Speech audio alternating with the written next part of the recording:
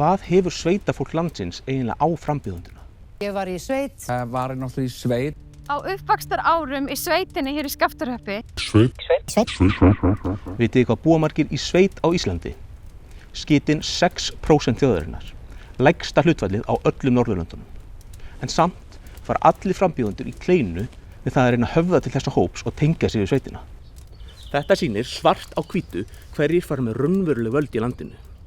Við í Subbuverinu höfum aldrei verið hræddir við að segja satt og rétt frá sama hver á í hlut. Því segjum við þessum myrkra öflum sem stjórna landinu bak við tjöldin stríð á hendur. Sveitamenn, passið ykkur.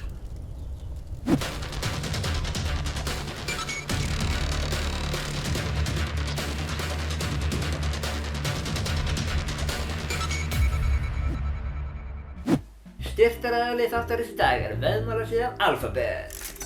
Alphabet er löggilda veðmálasíðan á netinu. Í Alphabet er hægt að veðja á nánast hvað sem er. Eins og, þeir eru með hundahlaup eins og í bíómyndunum. Möguleikarnir eru endalausir með Alphabet. Það er keppnisgangi núna, einn hundurinn heitir Dog Challenger.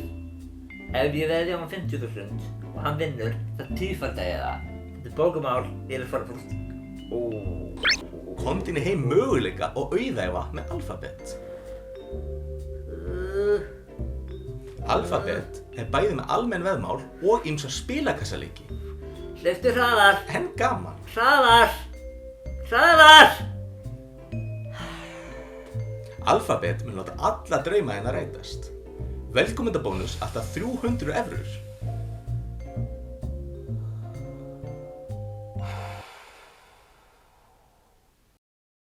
Einn frambjóðandi sem nýtur sífellt meiri vinsælda er Hinrik Helgi Harðarson, en Hinrik ætlaði sér ekki að fara í framboð yfir höfuð.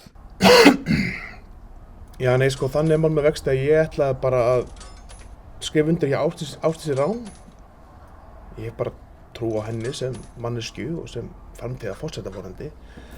En ég hef greinilega ítt á eitthvað vitlaust og ég veit ekki hvað, ég kann ekki þetta á svo tölvur, en ég einhvern veginn endaði í framboði. Svo bara leið tíminn og ég var bara komin nógu mikið af kvittunum undir mitt nafn, þannig að ég bara komin í framboð. Ég veit ekki hvað ég er að gera. Ég held að tíminn myndi bara líða og þú veist, ég myndi ekki vera partur af þessari keppni. Framboði, þannig séð. Ekki kjósa mig. Ég er ekki hæfur einstaklingur sem forseti. Nei! Ekki getur lánað með 20%.